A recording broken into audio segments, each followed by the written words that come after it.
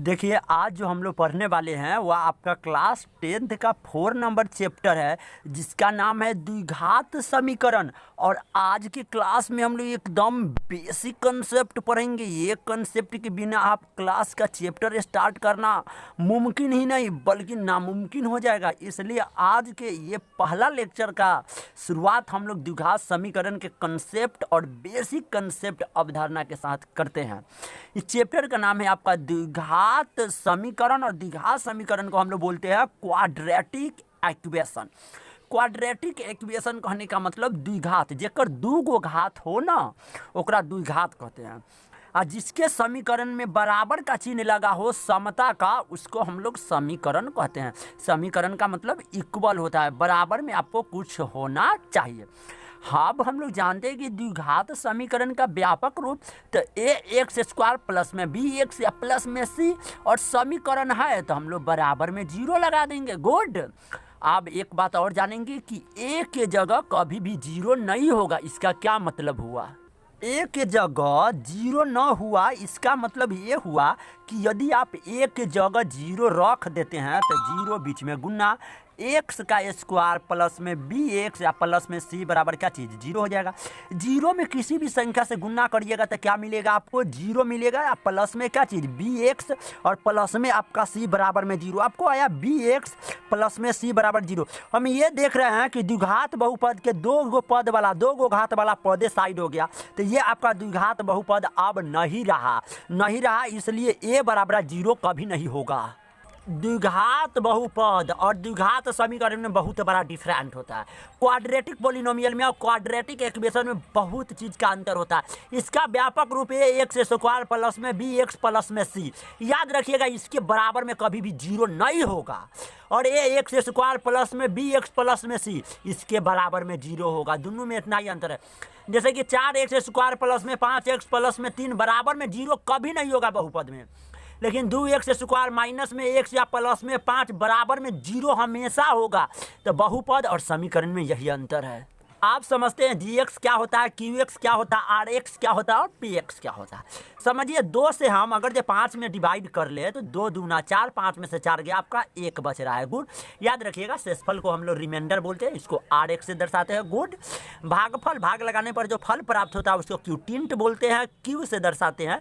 और ये आपका पोलिनोमियल है, इसको px से दर्शाएंगे। और ये आपका भाजक है, इसको हम लोग dx से बोलते हैं। ठीक है, तो फार्मूला हो गया भाज्य बराबर भाजक गुने भागफल या प्लस में आपका क्या हो गया शेष फल। तो यहाँ से एक फार्मूला आपका निकल के आ रहा है पी एक्स बराबर जी एक्स गुने क्यू एक्स या प्लस में आर एक्स।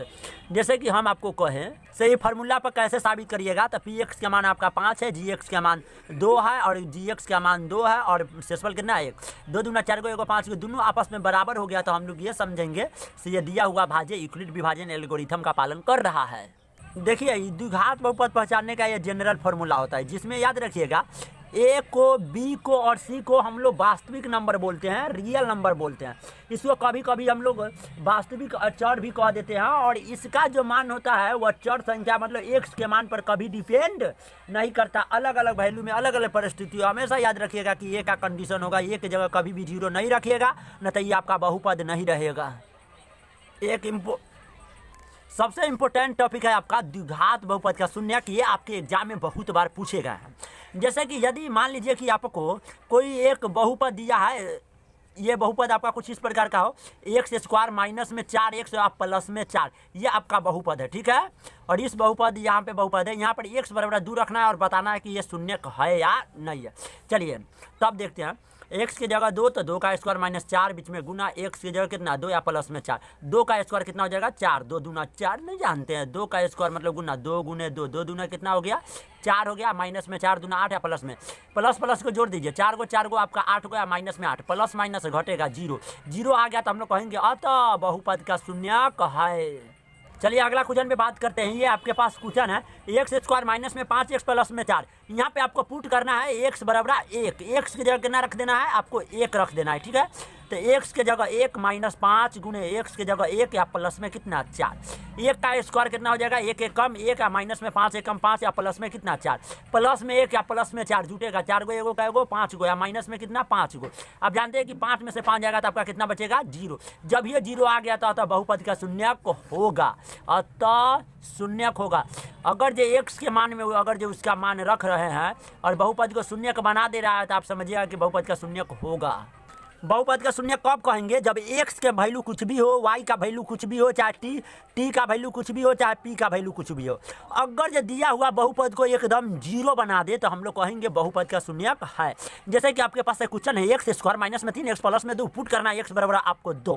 एक्स की जगह रखिएगा 2 का स्क्वायर हो जाएगा -3 गुने एक्स की जगह 2 रखिएगा प्लस में कितना 2। 2 का स्क्वायर का मतलब जानते हैं 2 के 2 बार -3 दूना कितना 6 प्लस में 2, 2 दूना 4 गो या प्लस में कितना 2 गो। जानते हैं कि प्लस प्लस वाला को हम लोग जोड़ देते हैं, 2 गो या 4 गो कितना 6 गो, वो भी प्लस में और माइनस में 6, प्लस माइनस घटेगा 6 में से 6 गया आपका 0। जब ये 0 आया तो हम लोग बोलेंगे बहुपद का शून्यक है। जब शून्यक आ जाए, जो बहुपद का ऐसा वैल्यू जो शून्यक बना दे, तो कौन है में बहुपद को 0 बना रहा है? तो एक्स बराबर 2, तो हम लोग कहेंगे ये एक्स बराबर 2 बहुपद का शून्यक होगा।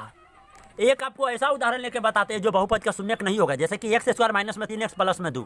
यदि आप एक्स बराबर 5 रखते हैं तो क्या बहुपद का शून्यक है? क्या एक्स की जगह 5 रखने पर आपको बहुपद का शून्यक बना रहा है? एक्स की जगह 5 का स्क्वायर -3 गुने एक्स की जगह 5 प्लस में कितना 2। 5 का स्क्वायर कितना हो जाएगा 25, 3 5 कितना 15 प्लस में कितना 2, प्लस प्लस जुटिए 25 को 2 को आपका कितना हो जाएगा 27 को। 27 में से 15 घटाइएगा तो आपके पास 12। ये बहुपद को 0 नहीं बना पाया, ये 12 आ गया। जो बहुपद का 0 होता तो बहुपद का शून्यक होता, लेकिन बहुपद के 0 नहीं बना पाया तो हम लोग कहेंगे एक्स बराबर 5 बहुपद का शून्यक नहीं होगा। ये आपके पास क्वेश्चन है, बहुत बार एग्जाम में पूछता है। वाह रे वाह, ये इतना इम्पोर्टेंट क्या कहूँ फ्रेंड, इसलिए ध्यान में तो जरूरी रखिएगा। हाँ, x square minus 5 x plus में 4, अगर ये कहता है एक्स के जगह अगर ये 4 रख दोगे तो बहुपद का क्या शून्यक मिलेगा? चलिए रख के आपको दिखाते हैं।